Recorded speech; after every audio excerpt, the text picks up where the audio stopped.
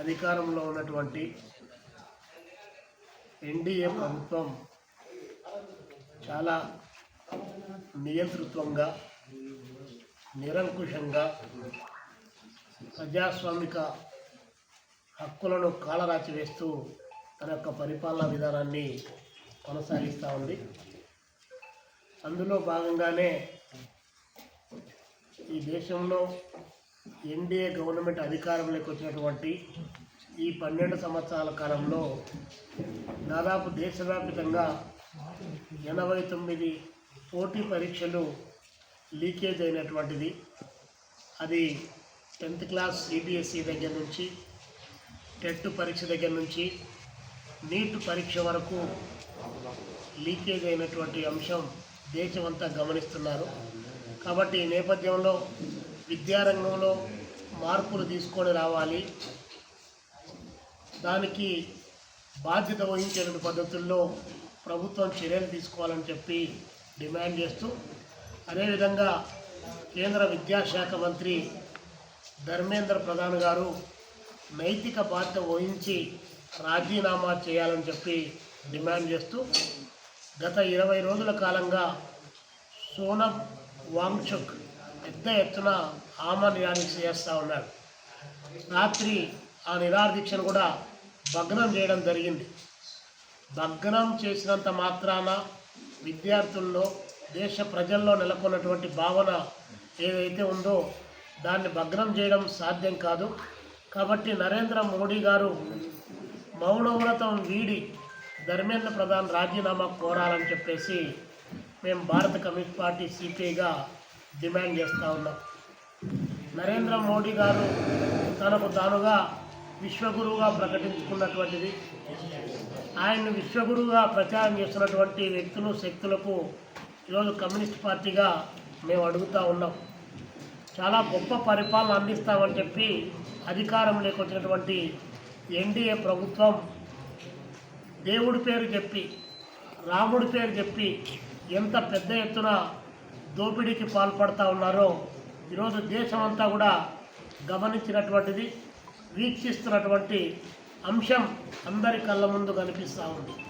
కానీ రామాలయంలో ఉన్నటువంటి, అయోధ్య రామాలయం ఉన్నటువంటి గర్భగుడిలో ఉన్నటువంటి దాదాపు 200 కోట్ల పైచలకు డబ్బులు, నగలు, అదేవిధంగా ఇతరేతర వస్తువులు 40 రోజుల్లో 70 సార్లు దొంగతనం చేస్తే మరి దానిపైన దేశమంతా కూడా ఆందోళన చెందుతూ ఉంటే నరేంద్ర మోడీ గారు లేదా అక్కడటువంటి అమిత్ షా గారు, లేదు ఆ రాష్ట్రానికి ముఖ్యమంత్రిగా ఉన్నటువంటి యోగి ఆదిత్యనాథ్ గారు ఒక్క మాట కూడా మాట్లాడకపోవడం ఈ దేశ దౌర్భాగ్యంగా భావిస్తూ ఉన్నాం.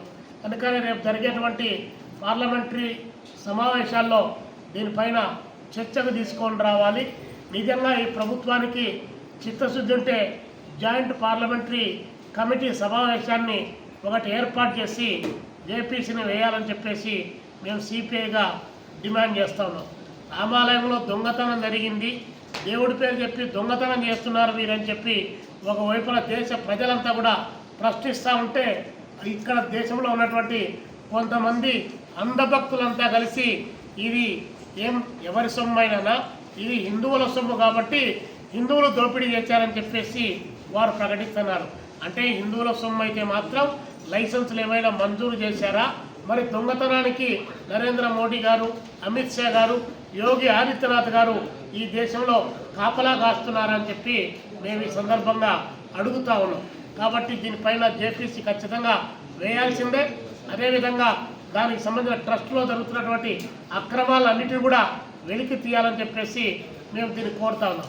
దీనిపైన ఎవరైనా ప్రశ్నిస్తే ఈ దేశంలో ఈరోజు హైదరాబాదులో విజయ విహారం ఎడిటరు రమణమూర్తి గారు ఒక టీవీ ఛానల్ డిస్కషన్లో కూర్చొని దానిపైన ప్రశ్నిస్తే దాడి చేస్తూ ఉన్నారు, భౌతిక దాడులకు పూనుకుంటూ ఉన్నారు. మరి మే 10వ తారీఖు ప్రధానమంత్రి నరేంద్ర మోడీ గారు హైదరాబాద్కు వచ్చినటువంటి సందర్భంలో పత్రికల్లో ఇచ్చినటువంటి అడ్వర్టైజ్మెంట్స్లో అందరూ దేవతలు చుట్టూ ఉండి మధ్యలో శ్రీకృష్ణుడు ఉంటే ఆ శ్రీకృష్ణుడి గారి తలకాయని పైకి లేపి అందులో నరేంద్ర మోడీ గారి ఫోటో పెట్టి పబ్లిక్ చేసినటువంటిది వాస్తవం కాదా అని చెప్పి అడుగుతా ఉన్నాం. అంటే దేవుడి కంటే కూడా నరేంద్ర మోడీ గారు చాలా గొప్పవాడని చెప్పి చెప్పుకోవడానికి మీరు ప్రయత్నం చేయొచ్చు. మీరు హిందూ ధర్మాన్ని తుంగలో దొక్కచ్చు. మీ యొక్క తప్పులను ఎవరన్నా ప్రశ్నిస్తే భౌతిక దాడులకు పూనుకోవడం ఇంతకంటే దుర్మార్గమైనటువంటి చర్య మరొకటి లేదని చెప్పి ఈ సందర్భంగా మేము తెలియజేస్తున్నాం. కాబట్టి ఇదొక్కటే కాదు, దేశవ్యాప్తంగా కూడా నరేంద్ర మోడీ గారు అధికారంలోకి వచ్చిన తర్వాత ఆయన ఆదానీలను అంబానీలను పొగడ్డానికే ప్రధానమైనటువంటి కార్యాచరణ తీసుకున్నాడు తప్ప వేరొకటి ఏ ఒక్క అంశంలో కూడా ఈరోజు రైతాంగం ఆత్మహత్యలు చేసుకుంటున్నారు. రోజుకు 31 మంది రైతులు ఆత్మహత్యలు చేసుకున్నారు. ఆత్మహత్యల నివారణ కోసం ఏం చర్యలు తీసుకున్నారు? ఏ ఒక్కటి చర్య తీసుకున్నటువంటి పాపాన పోలేదు. ఈ 12 సంవత్సరాల కాలంలో దాదాపు 1,42,000 మంది పైచిలకు రైతులు ఆత్మహత్య చేసుకున్నారు. రైతులకు ఎంఎస్పి ఇవ్వాలని చెప్పేసి, గిట్టుబాటు ధర ఇవ్వాలని చెప్పేసి ఒకవైపున డిమాండ్ చేస్తుంటే దాని గురించి మాట్లాడడం లేదు. ఇంకోవైపున కార్మిక వర్గాన్ని వీధులు పాలు చేసేటువంటి చర్యలకు పూనుకుంటా ఉన్నారు. ఇన్ని రకాలుగా ఈ ప్రభుత్వం వైఫల్యం చెంది దేశాన్ని ఎక్కడికో మేము తీసుకొని పోతున్నామని చెప్పి ప్రకటిస్తున్నారు. ఎక్కడికి తీసుకొని పోతున్నారు? ఈ దేశాన్ని అప్పుల కుప్పగా మార్చి అమెరికా విధించినటువంటి విదేశాంగ విధానానికి తలవొగ్గి ఈ దేశ సార్వభౌమాధికారాన్ని అమెరికాకు తాకట్టు పెట్టేటువంటి కార్యక్రమానికి నరేంద్ర మోడీ గారు శ్రీకారం చుట్టాడు. మళ్ళా మమ్మల్ని మించినటువంటి దేశభక్తులు ఎవరూ లేరని చెప్పి ప్రచారం చేశారు. మీరు అమెరికాకు ఈ దేశ సార్వభౌమాధికారాన్ని వారికి తాకట్టు పెట్టి అమెరికా ట్రంప్ ఏం చెప్పితే దాన్ని మీరు అంగీకరిస్తూ ఇంకోవైపున మేము ఈ దేశానికి దేశభక్తులం, భారతీయులం, జాతీయత అని చెప్తే ఈ జనం నమ్మడానికి సిద్ధంగా లేరని చెప్పి మేము ఈ సందర్భంగా తెలియజేస్తున్నాం. ఇంకా రాష్ట్రంలో చంద్రబాబు నాయుడు గారి యొక్క పరిపాలన క్రమాన్ని ఈ 2 సంవత్సరాల కాలంలో గమనిస్తున్నాం. 6 పాయింట్ ఫార్ములా అని చెప్పాడు. అన్ని రకాల మొత్తం అన్ని అమలు చేసినామని చెప్పాడు. మహిళలకు 1500 ఇస్తామని చెప్పాడు. ఇచ్చారా? 2 సంవత్సరాలు అయింది, ఇవ్వలేదు. పైగా 5 లక్షల మందికి సంవత్సరానికి 4 లక్షల మందికి ఉద్యోగాలు ఇస్తామన్నాడు. ఆ ఉద్యోగాలు కూడా ఇచ్చినటువంటి పాపాను పోలేదు. నోటిఫికేషన్లు ఏ ఒక్కటి రానటువంటి పరిస్థితి. ఉద్యోగాల కల్పన లేదు, మహిళలకు చెప్పిన వాగ్దానం నెరవేరలేదు. పైగా ఈరోజు స్త్రీశక్తి పథకాన్ని నేను చాలా గొప్పగా ఇంప్లిమెంట్ చేస్తున్నామని చెప్పాడు. స్త్రీశక్తి పథకాన్ని ఇంప్లిమెంట్ చేయాలంటే అది ఆర్టీసీ ప్రభుత్వ ఏలుబడిలో ఉండాలి.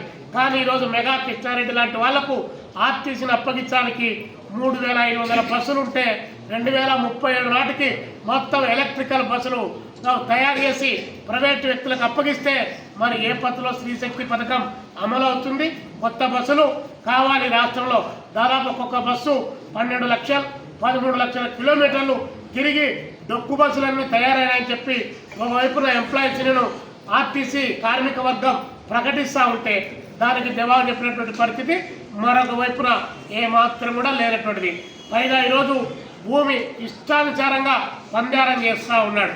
ఇప్పుడు రాజధానిలో 1,00,000 ఎకరాలు భూ సమీకరణ అని చెప్పినారు. ఇప్పటికే 54,000 ఎకరాలు మొదటి దశలో తీసుకున్నారు. మళ్ళీ 16,000 ఎకరాలు తీసుకున్నారు. అది సరిపోలేదని చెప్పేసి 2వ దశలో మళ్ళీ భూ సమీకరణ పేరుతో మొత్తం 1,00,000 ఎకరాలు భూ సమీకరణ కోసం ప్రయత్నం చేశారు. రైతులు ఇవ్వమని చెప్పితే దానిపైన బుల్డోజర్లను ప్రయోగం చేసేటువంటి కార్యక్రమానికి చంద్రబాబు నాయుడు గారు శ్రీకారం చుట్టేటువంటిది. కాబట్టి ఇట్లా రాష్ట్రంలో చంద్రబాబు నాయుడు గారేమో కార్పొరేట్లకు పనికొచ్చేటువంటి విధానాలను, కార్పొరేట్ కంపెనీల యొక్క ప్రయోజనాలను కాపాడే పద్ధతిలో ప్రభుత్వ రంగ సంస్థలను, ప్రభుత్వ రంగ ఆస్తులను తెగనమ్మేటువంటి కార్యక్రమానికి ఆయన వైపున శ్రీకారం చుట్టేటువంటిది కళ్ళ ముందు కనిపిస్తుంది. దీనిపైన యూట్యూబర్స్ కానీ, పత్రికా విలేకరులు కానీ, లేదా ప్రతిపక్ష పార్టీలు కానీ, లేదా పాలక పార్టీ విధానాలు నచ్చనట్టు వాళ్ళు ఎవరన్నా ప్రశ్నిస్తే వాళ్ళపైన ఊపా చట్టాలను ప్రయోగించడానికి కూడా ఎరుకాడడం లేదు. ప్రశ్న రావాలనేటువంటి వ్యక్తి మాట్లాడినాడు, తప్పు ఉంది, శిక్షించాలి, జైల్లో పెట్టాలి, లేదా కేసులు పెట్టాలి.